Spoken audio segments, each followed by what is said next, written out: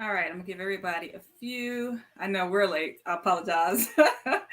So Dr. King is a busy woman. That's an understatement. So I give you like 15 more seconds, then we'll get started because it's a school night. All right. So I again, Dr. Mister of Sew and Read Physical Therapy. We are the final day of Black History Month. Are gonna have another discussion on educating the youth and young adults on different career paths. So tonight we have Dr. Kenya Claiborne Roberts, and she's a principal. And I'll read her bio and then bring her up and let her tell you all her journey and her story on how to become a principal. Okay, so Kenya Claiborne Roberts is the daughter of Dorothy Claiborne and Sam Claiborne, and is a sister of Ashley Claiborne. Kenya is the wife of Marcus Roberts and the mother of a 7-year-old son, Maxwell Roberts, and a 4-year-old daughter, Kinsley Roberts. And she has a 9-month-old niece, Addison. She grew up in Shreveport, Louisiana.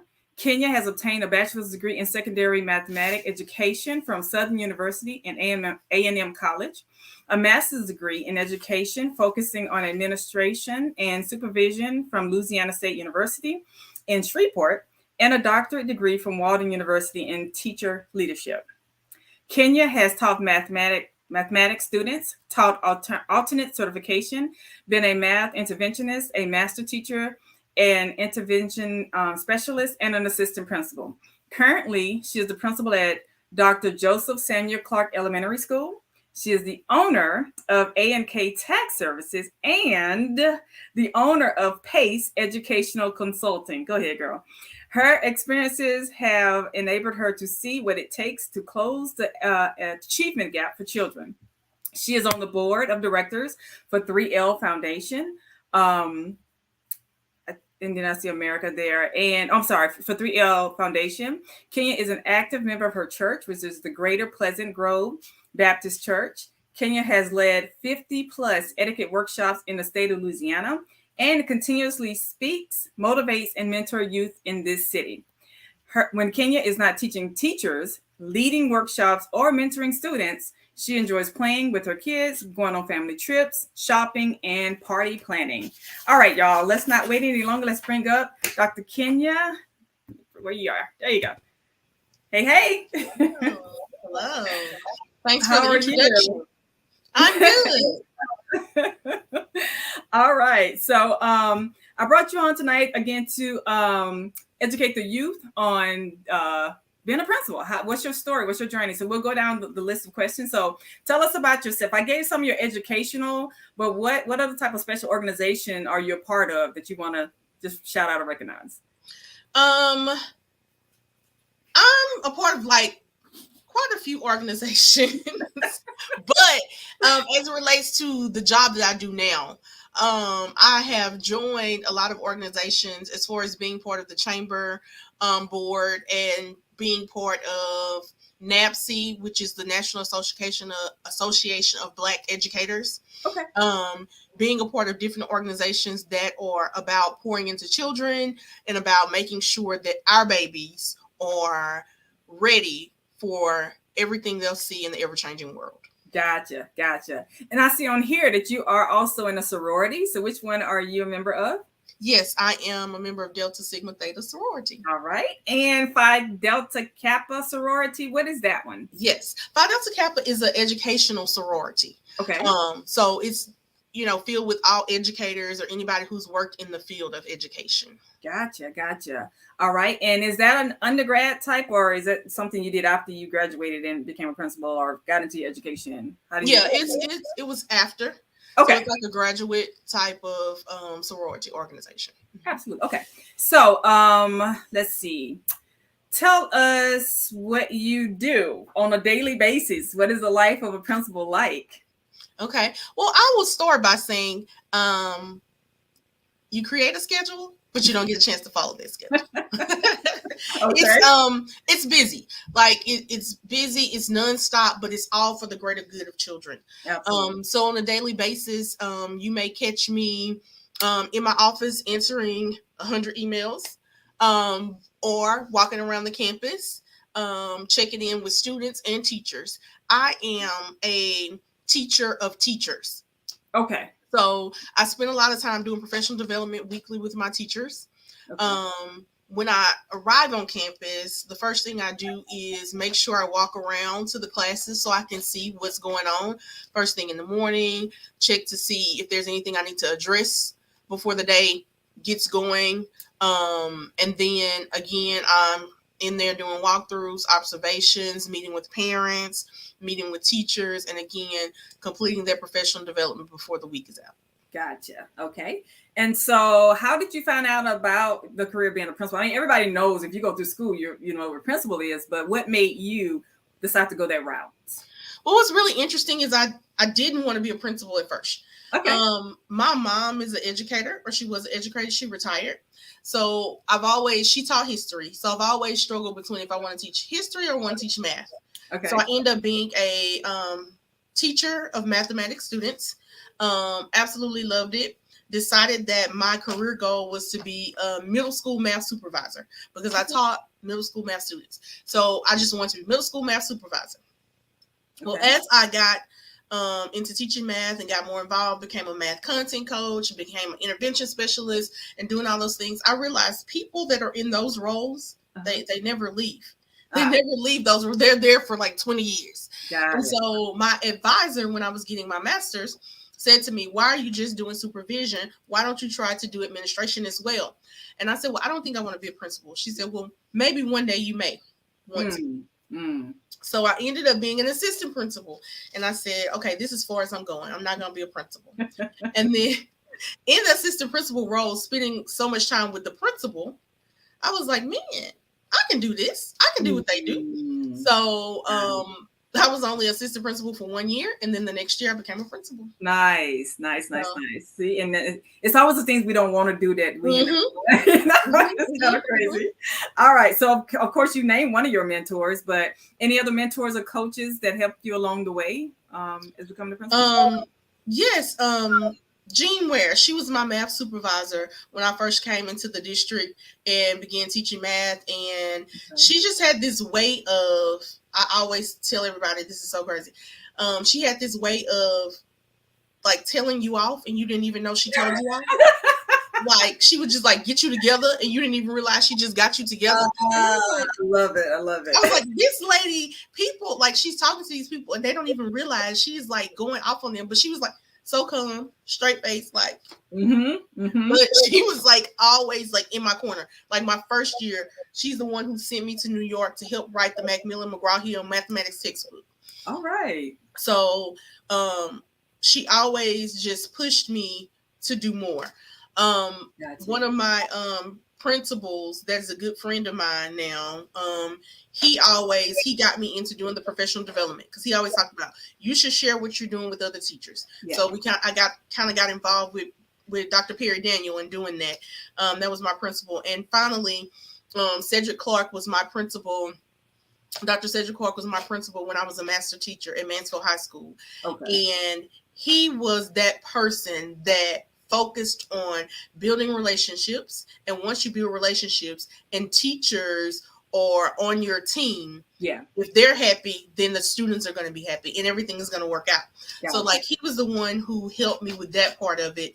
And I'm forever grateful to like all of these people for everything they've done.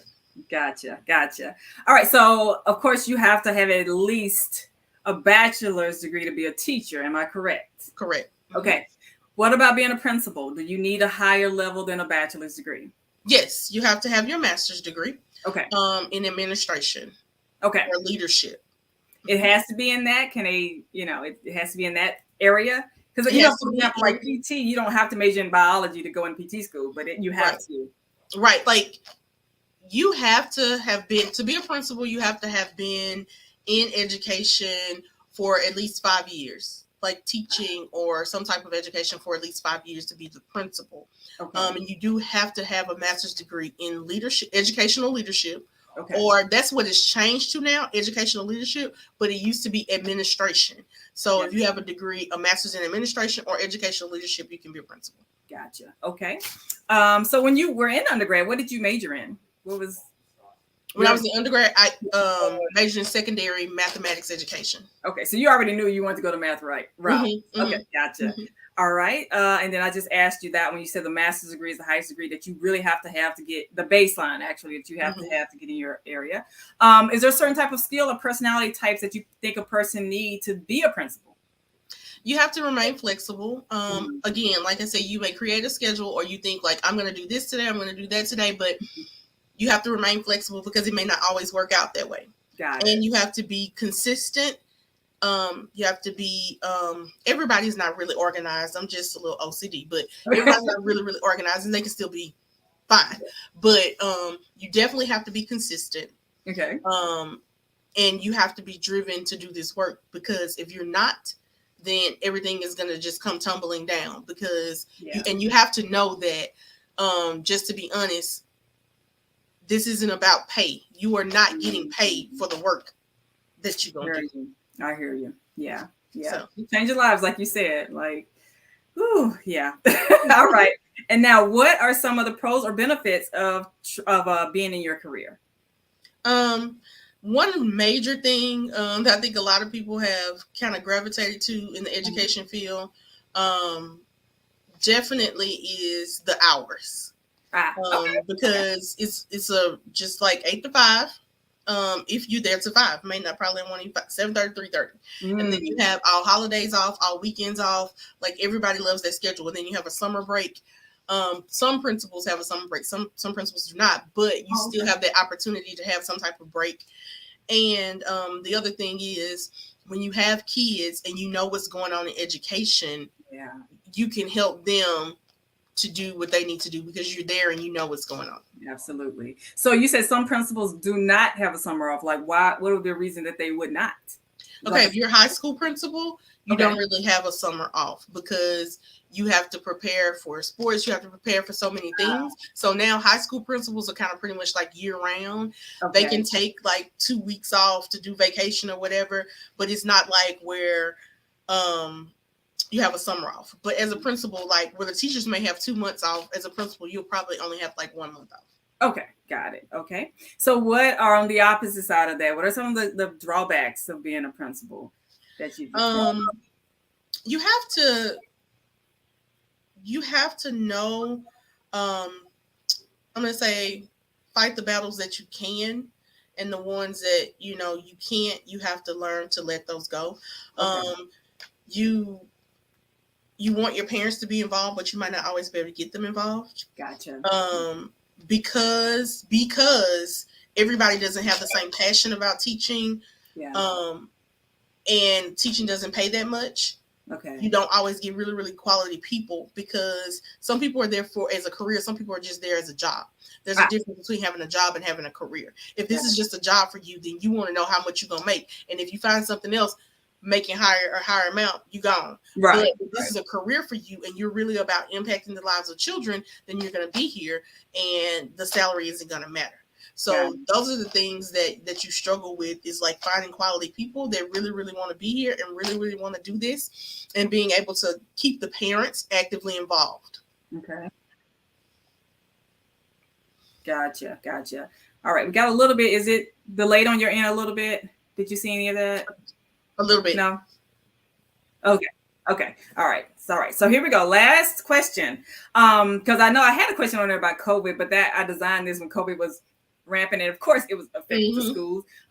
We all know because we were homeschooling. But okay, let me ask you this then. Let's talk about COVID. What happened to your job during COVID then? Did you still get paid? I know it's your passion too, because we're salary, so we still got paid. Okay. It was a difficult time though, due to COVID, and the school that I'm the principal at, my students are already really, really mobile. And then being that I am the principal, I still have to be here, but some of those students chose to do homeschool or work from home because parents didn't want them at school because of COVID. And those kids, they didn't have parents that stayed on them about being on the Zoom or doing your work. So they just kind of fell by the wayside. So that took a major hit on my school performance score, because my scores went down, being that students were not here. So now we're like working twice as hard to build up where we were pre-COVID.